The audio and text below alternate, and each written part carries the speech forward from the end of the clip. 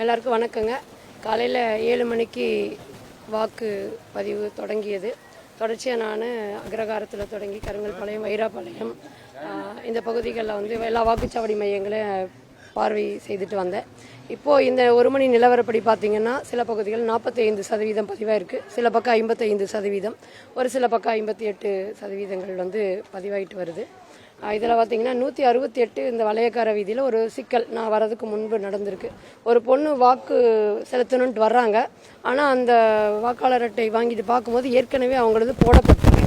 அப்போ அது அந்த சிக்கல் வந்து ஏன்னா அவங்க வரும்போது ஓட்டு போட முடியல அப்படிங்கிறப்போ இந்த சிக்கல் என்னன்ட்டு அவங்க மாநகராட்சியில் போய் பேசியிருக்காங்க. அதுக்கு பிறகு என்ன சொன்னாங்கன்னா, ஏதோ ஒரு பெயர் 2 பெயரில் சிக்கல் ஆகிடுச்சு, மீண்டும் அவங்களுக்கு வந்து ஏதோ ஒரு வகையில் நாங்கள் அதை சரி பார்த்துறோம் அப்படிங்கிற மாதிரி இப்போ எங்கிட்ட தகவல் சொல்லியிருக்காங்க. அது மட்டும் இல்லாமல் இப்போது எங்களுக்கு இப்போ ஆலையில் அமைதியான வழியில் தான் போச்சு. இப்போ மதியத்துக்கு மேலே பார்த்திங்கன்னா நிறைய நெருக்கடிகள், இடைஞ்சல்கள் அப்படி கொடுக்குறாங்க. இங்கே கருங்கல்பாளையம் பெண்கள் பள்ளியில் போகும்போது கூட இப்போ நான் போய் அமைதியான முறையில் எவ்வளோ வாக்குகள் பதிவாகுது அப்படின்னு கேட்குறது நம்ம கடமை, போய் கேட்டுட்டு வரேன். ஒருவர் வந்து அவரே அலைபேசி எடுத்துகிட்டு உள்ளே போகிறாரு, அவரே காணொலி எடுக்கிறாரு.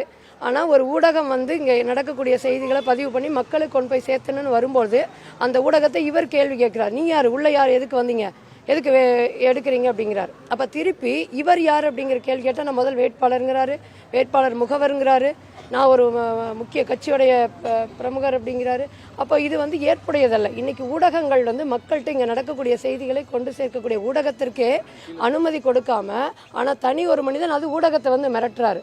ஆனால் மற்றவங்க வந்து அமைதியாக இருக்காங்க. ஆனால் இதே நான் துண்டு போட்டேன்னா போடக்கூடாது, அவ்வளோ மிரட்டுறாங்க.